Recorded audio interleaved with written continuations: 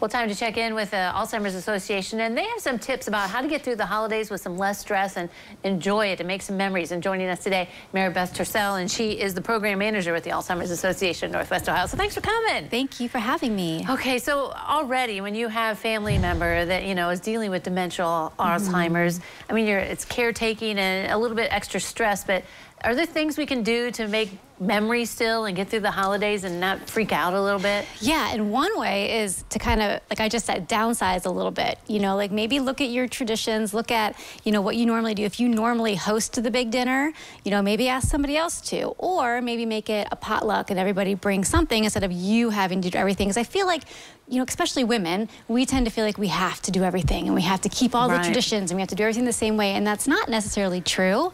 And other people, you know, are oftentimes, maybe they want to help, so let them help a little bit. We have such big expectations for Christmas. You know, it's going to be so big and grand, and maybe just kind of lower it a little bit and just be in the moment a little bit more. Yeah, and if you know, if you're the type of person who goes to other people's houses, you know, and you always have that one relative's house that you really don't want to go to, but you do because it's Christmas, maybe this is the year you don't go, and you know, you just say you're sorry, maybe do a Zoom meeting. You know, COVID brought us all Zoom. You know, almost everybody can utilize Zoom now.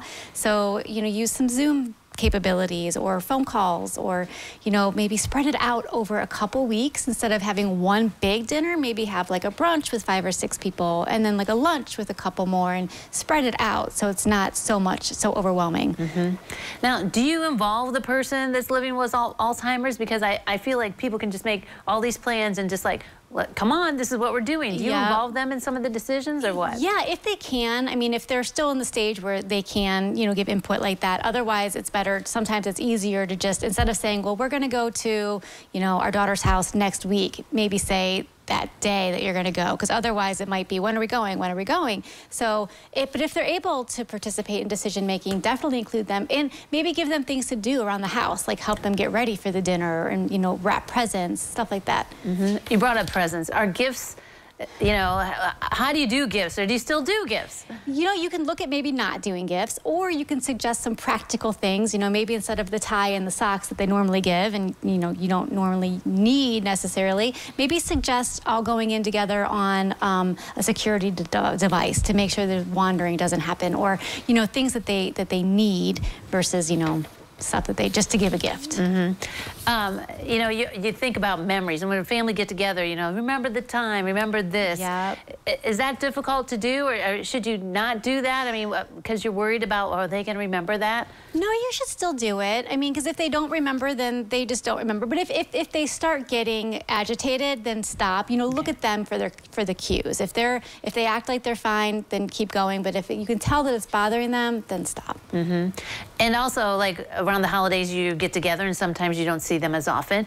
What if you detect that maybe, hey, they're forgetting like where they leave things a lot or whatever? What if you're detecting that maybe something's going on? Do you address it during the holidays? Maybe not right then. Maybe, you know, kind of keep note. Maybe, you know, make a little note in your mind about it, and then bring it up to maybe, like, if you're noticing it in your father, maybe bring it up to your mom and say, hey, have you noticed this? Or ask other people, like if you have siblings around, say, hey, did you notice, you know, dad doing this or mom doing this? And talk about it together. And then if you're all still as a consensus, like, yeah, there's definitely something wrong, then maybe approach the idea of going to the doctor.